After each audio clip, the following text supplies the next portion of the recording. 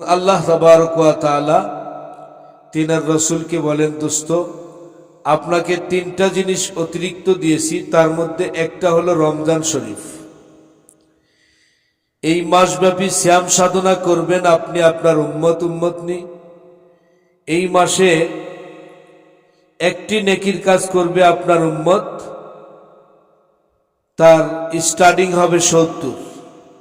আর এখন আমরা যে কোনো নেকির কাজ করি এই নবীর উম্মত হওয়ার কারণে 1-10।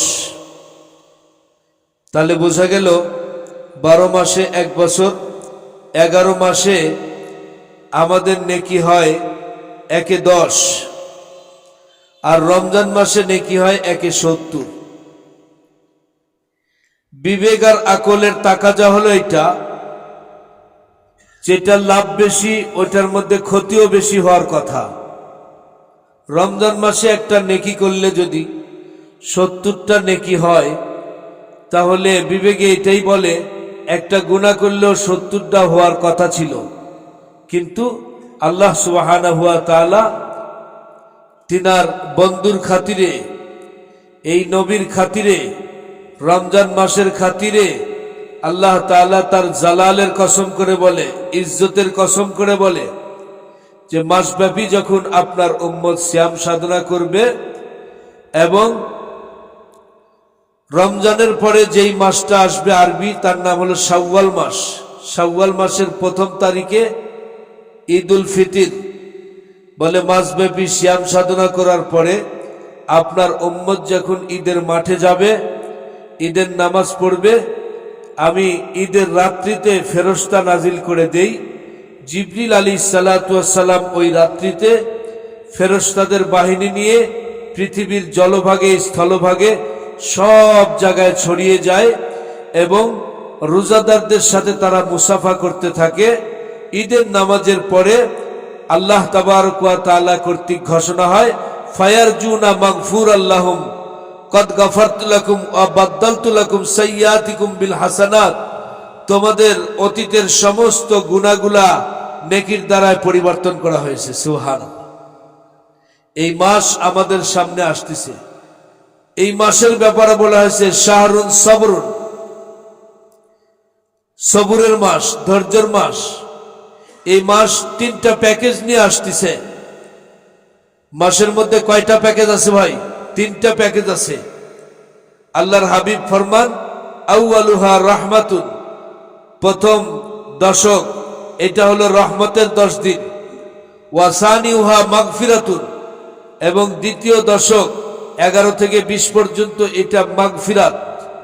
ওয়াসালিসুহা ইতকুম মিনান নিরান, আর তৃতীয় দশক অর্থাৎ 21 থেকে 30 বা 29 যেটাই হবে, বলে এই তৃতীয় দশকে আল্লাহ তাবারক ওয়া তাআলা জাহান্নাম থেকে পরিত্রাণ করবেন। হাদিস শরীফের মধ্যে আসছে, প্রতিদিন ইফতারির সময় আল্লাহ তাবারক ওয়া তাআলা 3 লক্ষ অপরাধীকে মাফ করেন। কতগুলা? 3 লক্ষ। 30 রমজান যদি হয় তাহলে 3 লক্ষ করে যদি মাফ করা হয়, তাহলে কতগুলা মাফ পাবো? 90 লাখ।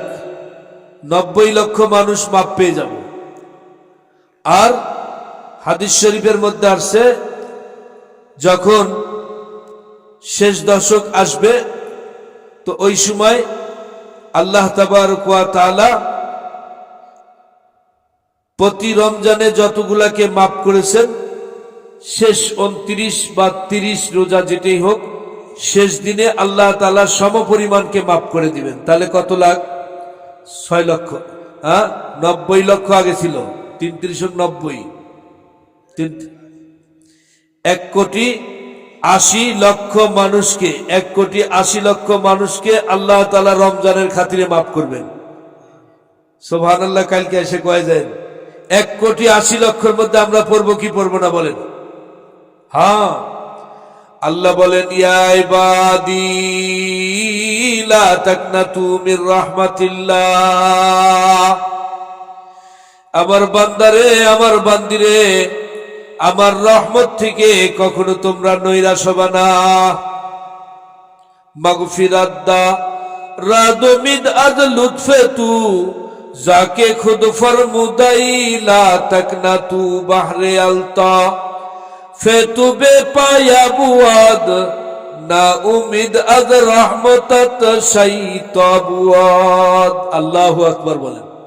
আল্লাহ সুবহানাহু ওয়া তাআলা রমজান মাসের খাতিরে একেবারে এই নবীর উম্মতের জন্য, আল্লাহর বান্দা বান্দীদের জন্য বিশেষ ব্যবস্থাপনা করে দিয়েছে।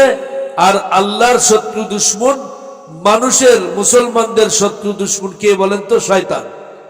শয়তানকে এবং শয়তানের দলকে, যারা মানুষদেরকে ওয়াসওয়াসা দেয়, এই জিন শয়তানকে আল্লাহ তাবারক ওয়া তাআলা রমজানের চাঁদ উঠা মাত্রই তাদেরকে গ্রেফতার করে হাতকড়া পরিয়ে তাদেরকে সাগরের মধ্যে নিক্ষেপ করে দেয়। এরা আর আল্লাহর বান্দাবান্দি, নবীর উম্মতনি, রোজাদার ইমানদারদেরকে আর ধোঁকা দিতে পারবে? কথা বলে না, ধোঁকা দিতে পারবে না। তাহলে সব কিছু উন্মুক্ত করে দিয়ে যেই পথে মানুষ গুনাহ করবে, গুনার পথটাও বন্ধ করে দিয়েছেন। আমাদের প্রতি দয়া করছেন কি করেন নাই বলেন? দয়া করছেন। গত জুমার আগের জুমা আমি এক জায়গায় জুমা পড়াইতে গিয়ে একটা আলোচনা দিয়েছিলাম যে আল্লাহ তাবারক ওয়া তাআলা এই নবীকে যেরকম বাছাই করেছেন, নবীদের মধ্যে হইতে আল্লাহ সুবহানাহু ওয়া তাআলা এই উম্মতকেও বাছাই করেছেন।